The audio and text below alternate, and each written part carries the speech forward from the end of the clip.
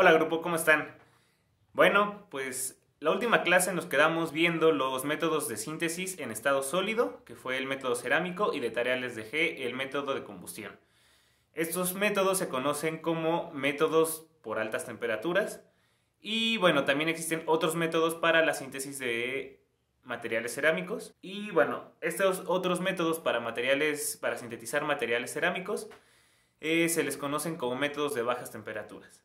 Estos métodos de bajas temperaturas se caracterizan principalmente porque, como su nombre lo dice, tienen bajas temperaturas en su método de síntesis, pero también tienen otra serie de características que vamos a ver. La principal ventaja es que los reactivos se mezclan a nivel atómico. Esto nos da una ventaja principalmente, que se obtiene una mayor pureza en el producto. De igual manera, podemos encontrar que otra causa que nos da una mayor pureza del producto, comparado con los métodos de reacción en estado sólido y comparado con el método de combustión, es que se utilizan, como ya mencioné, bajas temperaturas y eso va a influir en que se contamine menos por parte del crisol o bien el mismo crisol también que se contamine menos. Bueno, esto también, la pureza del producto, nos va a dar una consecuencia muy importante. Va a existir mayor homogeneidad en el producto. Como bien mencioné, en el método de reacción en estado sólido había que meter a la mufla, reaccionar a la temperatura indicada y posteriormente sacarlo, mezclarlo e incluso volverlo a meter por si no había reaccionado todo. En este caso, ya mencioné que estamos hablando de que los reactivos se mezclan a nivel atómico, y entonces estoy obteniendo mayor homogeneidad en el producto. De esta misma manera, la mayor homogeneidad en el producto nos da una variedad de obtención de este producto, que podemos encontrar fibras, podemos también sintetizar capas, es decir, no solo vamos a obtener polvos, sino vamos a obtener diferentes formas del producto. Bueno, estas fueron las ventajas. Ahora, también vamos a obtener algunas desventajas. Generalmente, los reactivos son muy costosos. La otra desventaja es que cuando se quiere industrializar este proceso, en muchas ocasiones, estos reactivos son de difícil manejo a gran escala. Son difíciles de manejar a gran escala debido a que generalmente son higroscópicos. Otra desventaja para estos métodos de bajas temperaturas es que para la producción de un material se emplea, vamos a decir, un método o bien coprecipitación o bien el método de sol-gel. Y entonces, en muchas ocasiones, a la primera no salen bien.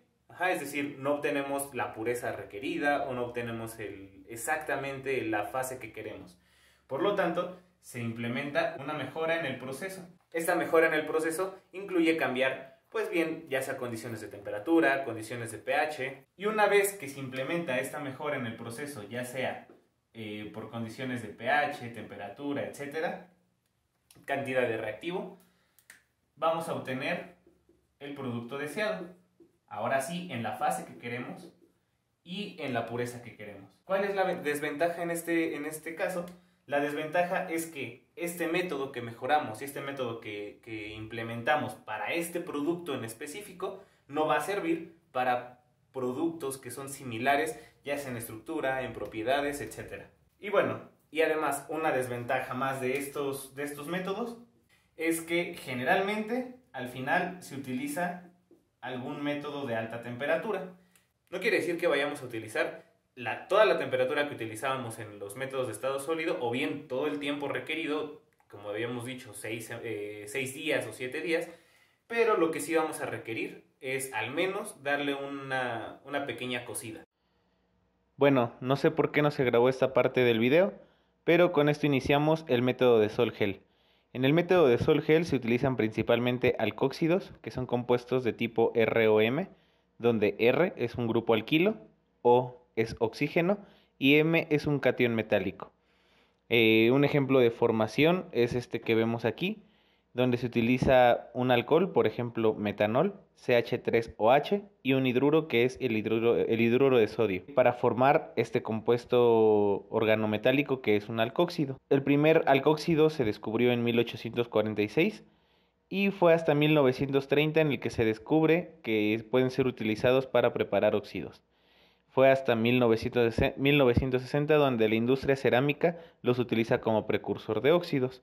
Y bueno, los compuestos más utilizados son el TEOS, que es el tetraetil ortosilicato, como fuente de silicio. También se utiliza, por ejemplo, isopropóxido de titanio, en el cual se utiliza este como fuente de titanio. Y por último, butóxido de aluminio, donde se utiliza este como fuente de aluminio. Utilizando como ejemplo al TEOS, que es el tetraetil ortosilicato, continuamos con el video. Este compuesto se va a sustituir por un OH y lo va a hacer tanto en esta parte como acá, como acá, como acá. Posteriormente vamos a cambiar la visualización de este mismo, a ponerlo de manera molecular. Esta es la forma molecular del TEOS y entonces lo que se va a obtener va a ser lo siguiente. Bueno, ese es el primer paso, que es la sustitución del grupo R por OH, cuantas veces sea necesario. El siguiente paso sería la condensación y la polimerización de este compuesto. Yo, al estar utilizando el TEOS como fuente de silicio, también necesito la fuente de cualquier otro metal. Entonces aquí incluso se puede utilizar óxido de itrio, óxido de vanadio, si es que queremos hacer, por ejemplo, algunos ortovanadatos. El siguiente paso, que es la polimerización y la condensación, podemos ver que el silicio, una vez que ha sustituido uno de los grupos R por un OH, va a tener una contraparte que es igual a él. Estos dos van a formar la polimerización respectiva. Eliminando agua, como podemos ver, se ha realizado una polimerización. En este caso, bueno, se hace infinitamente. Lo que vamos a formar es una solución coloidal. Esta solución coloidal que se ha formado se le llama sol. ¿Qué es un sol? Un sol es como ya mencioné, una solución coloidal que es un sólido disperso en un líquido. Muy similar a lo que conocemos, por ejemplo, como una gelatina. Entonces, para yo poder generar el gel respectivo, vamos a agregar agua. Una vez que yo agrego agua, voy a obtener el gel. La adición de agua va a ser el tercer paso. Este tercer paso es un proceso de gelificación. Entonces, este gel es un líquido disperso en un sólido. Obviamente estamos agregando más agua, vamos a tener un líquido disperso en un sólido. Ahora, como cuarto paso, una vez que tenemos el gel formado, se va a proceder a una alta temperatura. ¿Qué tan alta la temperatura? No son tan altas como lo que se realizaría, como los que se utilizarían en el método de estado sólido, pero va a variar dependiendo cuál es la fase que queremos encontrar. Bien, vamos a ejemplificar todo esto. El ejemplo más común, y para seguir con una continuidad con lo que hemos visto anteriormente, es el ejemplo de la espinela, óxido de aluminio y de magnesio. Esta espinela se puede formar tanto por el método de combustión o el método cerámico que vimos anteriormente, o bien también lo podemos formar por el método de Sol-Gel. Vamos a ver cuáles son las diferencias. Como reactivos vamos a utilizar el alcóxido respectivo de magnesio, que es este de aquí. Y también vamos a utilizar el sec-butil de aluminio. Una vez que utilizo estos como reactivos, vamos a seguir los pasos como dijimos inicialmente. Se va a formar el sol y posteriormente se le va a agregar agua para formar el gel. De esta manera vamos a obtener partículas finas de la espinela que queremos, que sería de óxido de aluminio y magnesio. Posteriormente, el tratamiento térmico que se le va a dar es de 250 grados centígrados aproximadamente por 5 horas. Si recuerdan cuál era la cantidad de calor que se requería por método cerámico para formar la espinela de óxido de aluminio y de magnesio, era aproximadamente 1500 grados centígrados por una semana. Se tenía que llegar a la temperatura de 1500 grados centígrados, dejarlo toda una semana, aproximadamente 6 a 7 días, y obtendríamos la espinela. En este caso podemos ver que las ventajas son bastante grandes en cuanto a términos energéticos. Estamos utilizando los alcóxidos de los metales, se hace el proceso que mencionamos anteriormente y se deja a 250 grados centígrados por 5 horas. La cantidad energética disminuye muchísimo. Sin embargo, bueno, como ya mencionamos, son ventajas y desventajas. Una de las desventajas es de que estos dos compuestos son de muy difícil manejo. Bueno, también ya que hablamos del método Sol-Gel, ahora vamos a hablar un poco de lo que es el método de gel-citrato. Este es como una variación del método Sol-Gel. Sin embargo, en este caso no estamos formando una solución coloidal inicial, sino es directamente hacia el gel. Para la formación de este gel citrato vamos a utilizar dos precursores. El primero es algún ácido carboxílico y, como se podrán imaginar, el ácido carboxílico más utilizado en este caso, es el ácido cítrico. Como segundo precursor serían algún tipo de polihidroxialcohol. Sabemos que los polihidroxialcoholes más comunes es el etilenglicol. Y por último se requiere al metal que vamos a utilizar, ya sea en forma de sal, en forma de nitratos, en forma de sulfuros, etc. Bueno, en este método de gel citrato vamos a ejemplificarlo en este caso con el ácido cítrico y con el etilenglicol. Cuando se ponen estos dos en contacto, lo que vamos a obtener es este OH y este hidrógeno va a formar agua, se va a eliminar en forma de agua y lo que vamos a obtener es lo siguiente. Esta parte del ácido cítrico estará aquí, unido a este carbono y posteriormente unido a este oxígeno de acá. Estará además polimerizado junto con esta sección del etilenglicol y posteriormente con este CH2. A su vez, este CH2 va a estar unido al sustituyente que tenga de este lado y en este caso este carbono estará unido a cualquier sustituyente que tenga de este lado. De tal manera que así vamos a realizar la polimerización de este compuesto. Bueno, como bien mencioné, este método se llama de gel citrato porque generalmente o inicialmente se utilizó ácido cítrico para generar o para formar este gel. Pero no solamente podemos utilizar el ácido cítrico, también podemos utilizar ácido tartárico o también podemos utilizar ácido poliacrílico.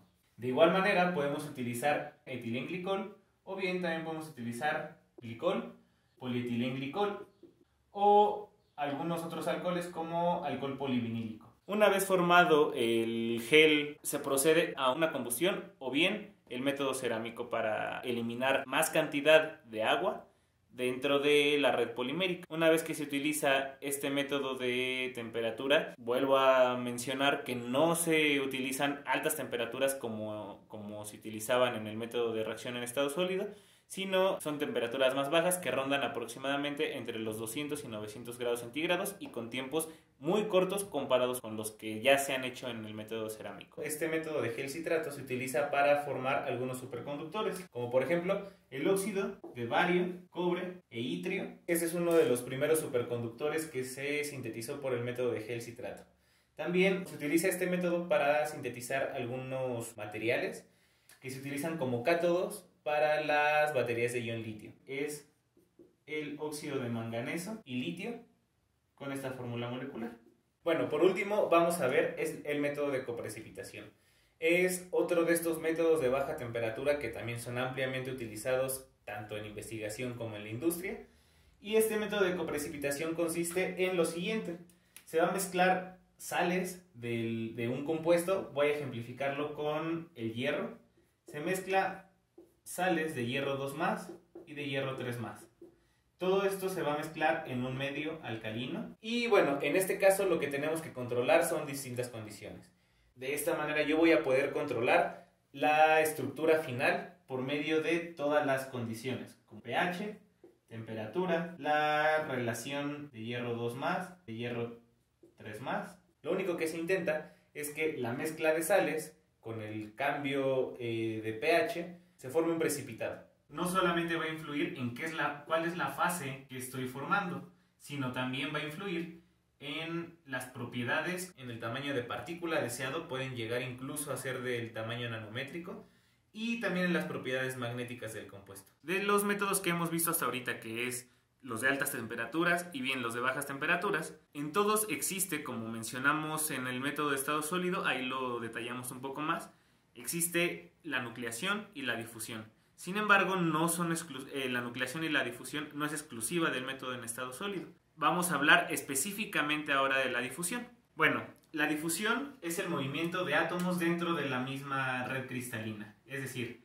si yo tengo alguna red de este estilo y tengo, por ejemplo, aquí algún átomo y una vacancia, el átomo puede pasar de un lado a otro, incluso a temperatura ambiente.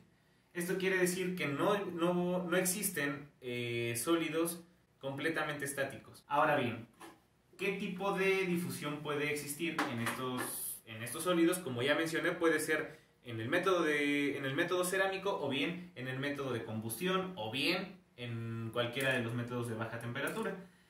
Esta difusión es lo que nos va a ayudar a obtener las soluciones sólidas. Esta difusión puede ser de la siguiente manera. Puede ser autodifusión o bien también puede ser la difusión entre materiales distintos. Como su nombre lo dice, la autodifusión es cuando es dentro del mismo material y difusión entre materiales distintos es lo que provoca incluso que se lleve a cabo la reacción en estado sólido principalmente o bien las otras reacciones. Tanto la autodifusión como la difusión entre diferentes materiales, ambas pueden ser de dos tipos, de manera sustitucional o bien de manera intersticial. Esto lo voy a ver rápido porque ya lo hemos visto en varias clases. De manera sustitucional es como lo que mencioné anteriormente. Tengo una red cristalina de este estilo y este átomo de aquí se va a mover hacia esta vacancia. Es tal cual una sustitución de una vacancia completa. Como lo estoy dibujando en este caso es de tipo de autodifusión, pero también puede ser entre bordes de grano. Tengo dos materiales completamente diferentes, donde en alguno están ordenados los átomos de alguna manera, y en el otro grano, que es otro material, están ordenados de otra manera. En este caso puede saltar algún átomo de igual manera, de forma sustitucional, de un material a otro material.